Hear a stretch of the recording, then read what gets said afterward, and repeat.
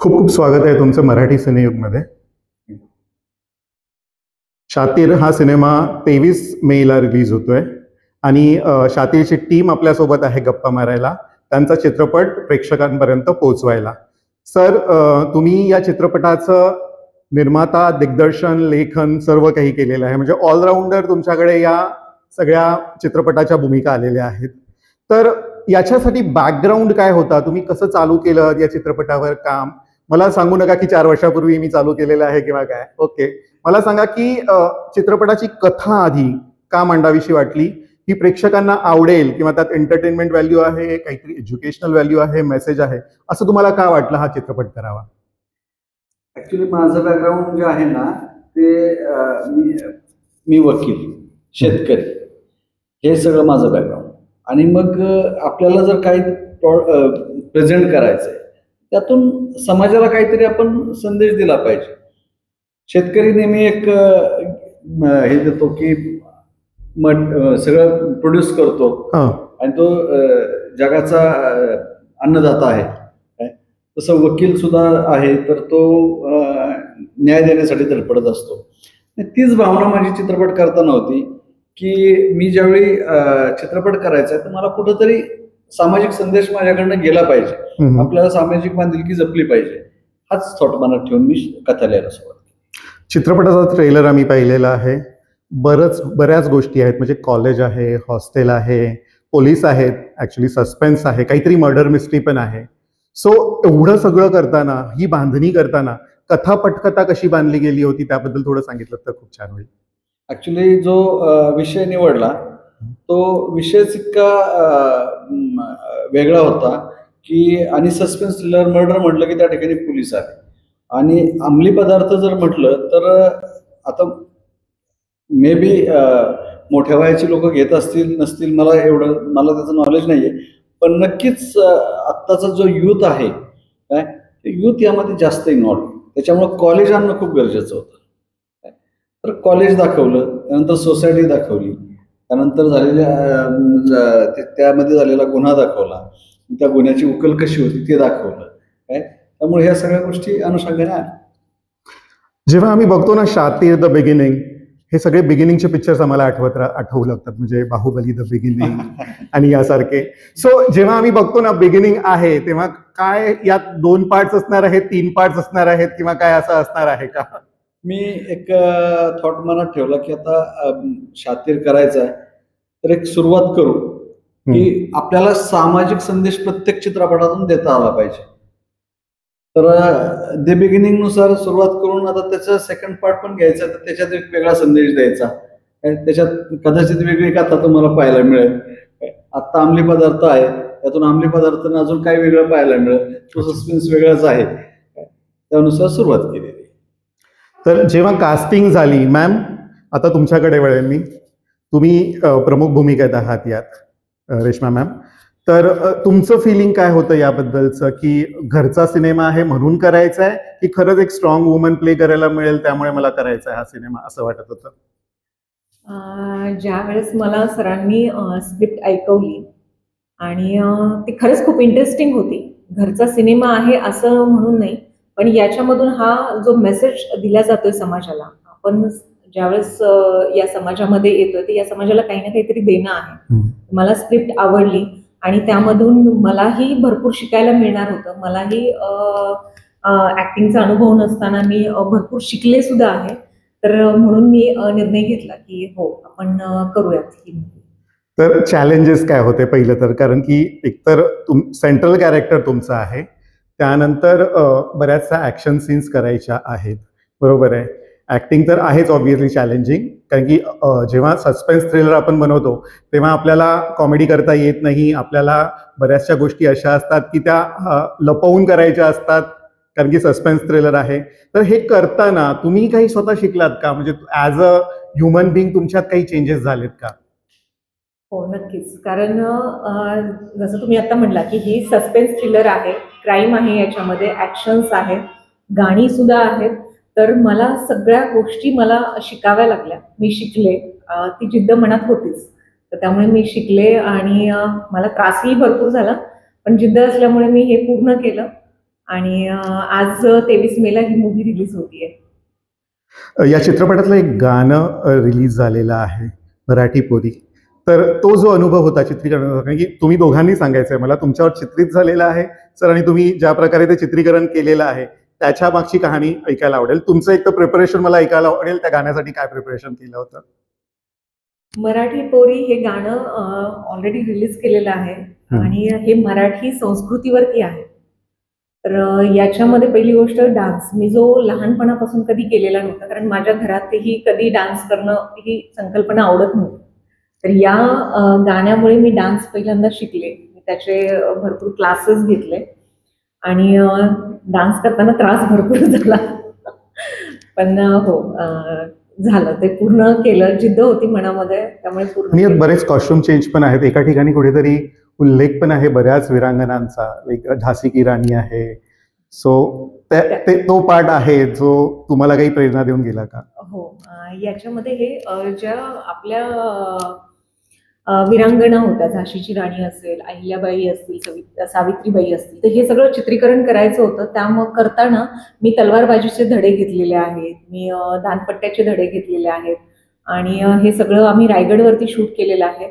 तर रायगडवरती शूट करणं हे पण एक वेगळंच टास्क होता, पण केलं, ते पूर्ण झालं. सरांकडून हा अनुभव. बरेच बॅकग्राऊंड डान्सर्स, बराच मोठा ताफा आहे या पर्टिक्युलर गाण्यामध्ये. तर ते अरेंजमेंट्स कसे होते, किती दिवस गाण्याचं शूटिंग चालू होतं, याचा अनुभव थोडासा सांगा आम्हाला. ऍक्च्युली ह्या गाण्याचं पूर्ण शूट 6 दिवस झालं.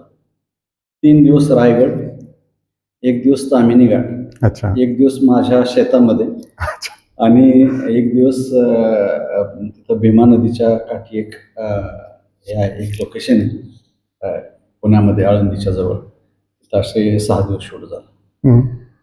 याच्यामध्ये साधारणतः 130 मुली डान्सर म्हणून, 130 मुली. आणि हे गाणं, या गाण्याची पार्श्वभूमी अशी आहे की चित्रपट पूर्ण झाला आणि पूर्ण झाल्यानंतर मला आमचे मित्र आहेत सचिन हरगुडे, त्यांनी सांगितलं की साहेब, आपल्या पिक्चरमध्ये मराठमोळं काहीच नाहीये, गाणं काहीतरी मराठी पाहिजे व्यवस्थित. तर म्हणलं अरे, आता पिक्चर शूट झाला, त्याच्यात कुठं गाणं कुठंच टाकता येऊ शकत, सस्पेन्स थ्रिलर असल्यामुळे, आणि मग काय करायचं. आणि महिला प्रधान आहे, पण महिला प्रधान आहे तर मग मी हा थॉट घेऊन चित्रपटाचे गीतकार वैभव देशमुख आणि संगीतकार रोहित नागरे यांच्याबरोबर ते डिस्कस केलं आणि त्यांना हा थॉट ऐकवला की यार, गाणं तर पाहिजे. म्हटलं नक्की ते गाणं आपल्याला पिक्चरला कुठं डिस्टर्ब करणार नाही आणि आपली वुमेन पण पॉवरफुल दिसेल. मग नेक्स्ट स्क्रॅच पाठवलं मला. म्हणलं त्याच्यात, म्हणलं मग आपण एक काम करूयात, म्हणलं की आपल्या याच्यात आऊसाहेबांच्यापासून सुरुवात करू, आऊसाहेब जिजाऊ मासापासून सुरुवात करू काय, आणि झाशीची राणी कसं एमत बसतं, बरोबर, वीरांगनांना दाखवण्यात या गोष्टी दाखवलं आपण, तर ते कसं जाईल. तर तो थॉट खूपच चांगला गेला. त्याच्यात आम्ही मग ते सिम्बॉलिक सगळं घेतलं त्या गाण्यामध्ये की, आणि ते गाणं करताना प्रचंड मेहनत होती. त्रास नाही म्हणणार, कारण त्रास तर सगळेच काढतात काय, पण मेहनत खूप होती. आणि प्रत्येकाने मेहनत केली. अगदी म्हणजे ज्या डान्सर्स होत्या, मला त्यात एका शाळेने पण मदत केली. त्या शाळेने त्यांच्या साधारणतः 70 मुली प्रोव्हाइड केल्या, म्हणजे की चालत हरकत नाही. परत 50-60 डान्सर्स पण होते. त्यामुळं, आणि हा सगळा क्राऊड प्लस बाकीचे सगळे जिमी, स्टेडी कॅम्प, जे डान्स मास्टर होते ते, हे सगळे घेऊन वरती जाणं, स्पॉट घेऊन जाणं, हे खूपच चॅलेंज होतं. आणि रायगड करताना, तो रायगड काय आहे ना, ते तिथे गेल्यावरच समजतं. मी सगळ्यांना सांगत की गाणं कृपया पहा, आवडेल. नक्कीच सगळ्या प्रेक्षकांनी हे गाणं पाहावं, असंच आहे. मी आता अभिमन्यूकडे येईल. बराच वेळ झालेला आहे, तो शांतपणे बसलेला आहे तिथे. तर पहिला चित्रपट आहे आणि नवीन कलाकार जेव्हा येतो तेव्हा बऱ्याचशा गोष्टी असतात डोक्यामध्ये की ऍक्सेप्टन्स होईल का, किंवा मी बरोबर करेन का. त्यात फॅमिली प्रोडक्शन आहे. सो तुझ्या मनामध्ये काय फिलिंग्स होत्या हा रोल ऍक्सेप्ट करताना आणि हा चित्रपट करताना? पहिलं तर मी ज्यावेळेस हे जे स्क्रिप्ट लिहिणं चालू होतं त्यावेळेस मी डॅडींना असंच मजे विचारलं होतं की मला रोल आहे का नाही काय. तर त्यावेळेस ते काही म्हणले नाही. हम्म. तर मी पण असंच निघून गेलो. माझ्या डोक्यातून तो थॉट पण असं तो लगेच निघून गेला. तर नेक्स्ट डे ज्यावेळेस आम्ही असंच बसलेलो आणि त्यांनी विचारलं की तुला हा डायलॉग कसा वाटतोय. अच्छा. तर तो डायलॉग या फिल्ममध्ये आहे, आपण ट्रेलरमध्ये पण बघितलाय की माझ्या डोक्याची मंडई नको करूस, तो जो डायलॉग आहे. तर त्यांनी विचारलं मला की तुला हा कसा वाटतो, तू कसा घेशील जर तुला घ्यायचा असेल तर. मी त्यांना विचारलं की तुम्हाला काय ह्याच्यानी पाहिजे. तर ते म्हणले की तू नटोरियस आहेस आणि तुला लगेच असं फ्रस्ट्रेट होतो, तुला तुझंच पाहिजे असं सगळं. तर मी म्हटलं की ठीक आहे. मग त्यांनी विचारलं की कसं घेणार मग एक्झॅक्टली तू. मी म्हटलं की चल डोक्याची मंडई नको करूस. तर थोडा काळ गेला आणि मग ते म्हणले की ठीक आहे तू बघा नावाचं कॅरेक्टर करशील. आणि त्यांनी मला स्क्रिप्ट दिली. तर तो मोमेंट मला प्रोसेस करायला थोडा टाइम गेला, कारण की मी कालच नुकतं त्यांना विचारलं होतं की हे मला कॅरेक्टर भेटेल काय, आणि नेक्स्ट डे मला जर तो कॅरेक्टर भेटणार असेल तर मला ते असं कळलं नाही की काय होतं. पण तू कधी असा विचार केलेलास की ऍक्टिंग मध्ये सुरुवात करेन मी माझ्या करिअरची? आणि बिलकुल. ओके. आणि तुला काही म्हणजे असं कोणते चित्रपट पाहिलेले आहेस, कोणते ऍक्टर्स आहेत जे तुझे आयडियल आहेत यासाठी, आणि तू काही त्याच्यासाठी कुणाची ऍक्टिंग वगैरे बघून काही यासाठी प्रयत्न केले होतेस का? या स्पेसिफिक रोलसाठी नाही, कारण की हा रोल खूप डिफरंट आहे. पण नक्कीच म्हणजे नेमकी जे बाकीचे जे सिनेमाज आहेत त्यांना बघायला मला खूप आवडतं. अगदी हॉलिवूडचे झाले जे 90s चे क्लासिक असते. अच्छा.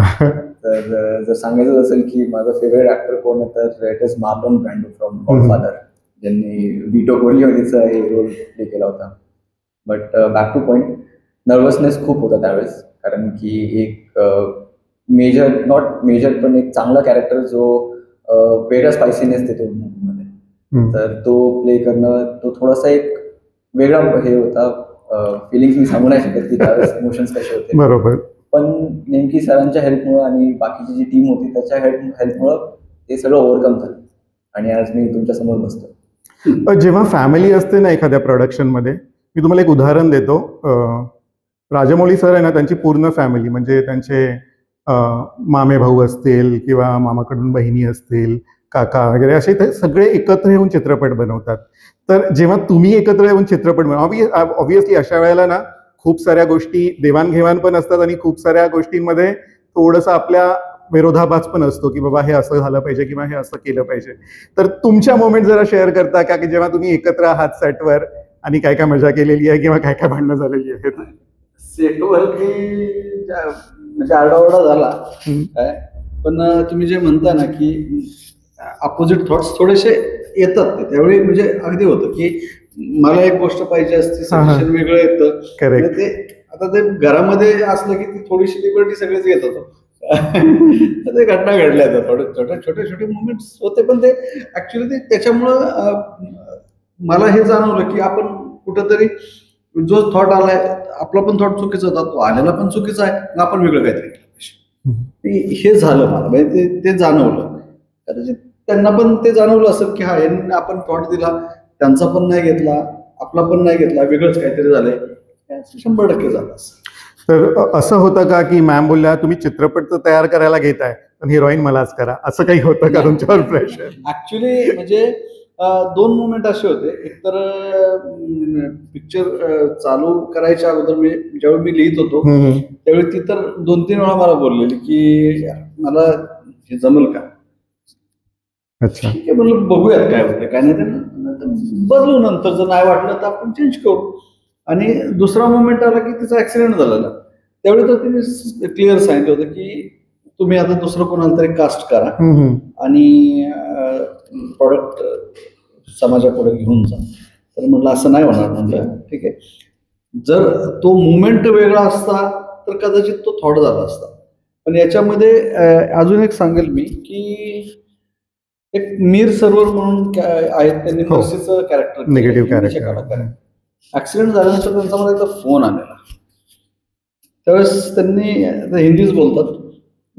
सर घबराओ मत, हम आपके साथ है, सब अच्छा होगा, और अगर इस एक्सीडेंट से मैडम बाहर निकली है तो 101% कुछ तो अच्छा लिखा होगा, असा त्यांनी मला धीर दिला.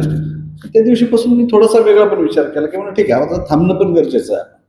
आणि ग्रेडीनेस अजिबात नव्हता, कारण फॅमिली पण होती. अगदी म्हणजे हे पण सांगेल मी की कोणाच्या लाईफमध्ये असं काही घडू नये, पण जरी मी ज्या व्यक्तीला कास्ट केलं त्या व्यक्तीच्या जीवनात पण जर असं काही घडलं असतं तर मी थांबलोच असतो, 100% थांबलो असतो. सो मॅमला मी प्रश्न विचारेन. रेश्मा मॅम, थोडं ट्रेलरवरून तरी कळतं हे कॅरेक्टर जे आहे ते कॉलेज गोईंग आहे. सो तुम्ही तुमच्या कॉलेजच्या मजा ज्या केलेल्या आहेत त्याच या चित्रपटात करता येत आहेत की काही चॅलेंजिंग आहे या पर्टिक्युलर कॅरेक्टरमध्ये?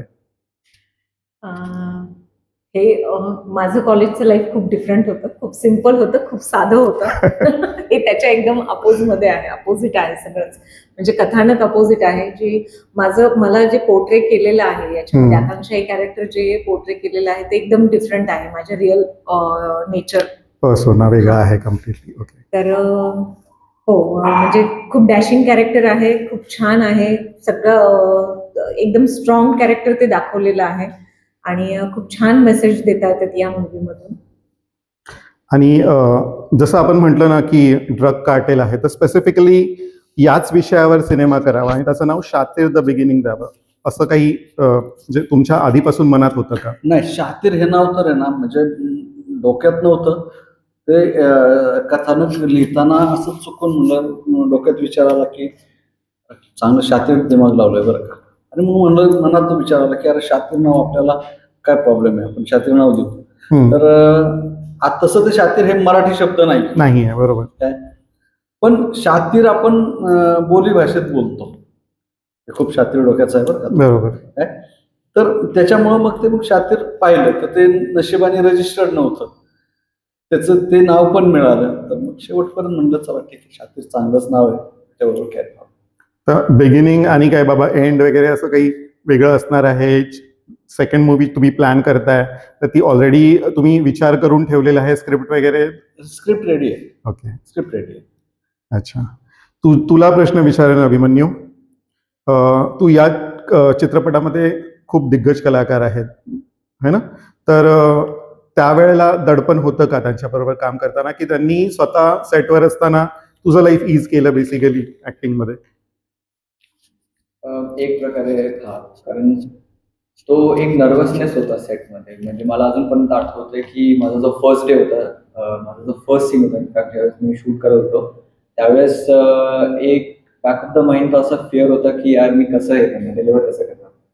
आणि मी ज्यावेळेस मी त्यांना डिरेक्टरना विचारलं की हा कसा रिहर्स करायचा, तर ज्यावेळेस ते सांगत होते त्यावेळेस त्यांनी असं बघितलं की मी थोडंसं हे सबकॉन्शियस माइंडमध्ये माझं फिअर आहे आणि मला तो डायलॉग निघत नाही. ते असं कधी कधी होतं ना की घाबरलेला असतं तर तुमचा स्पीच बंद होऊन जातो, मी निघत नाही ते. पण मग त्यांनी सांगितलं 5 मिनिटाचा ब्रेक आहे आणि मग तू परत ये आणि मग आपण रिहर्स चालू करू. तर नेमकी काय झालं त्या मोमेंटमध्ये, पण जसं मी बोलायला सुरू केलं त्या नेक्स्ट मोमेंट तो सीन एकदम चांगला निघून गेला. Very good. आणि मग तिथून मग ते थोडंसं असं हिंट आलं की अच्छा ठीक आहे करू शकतो.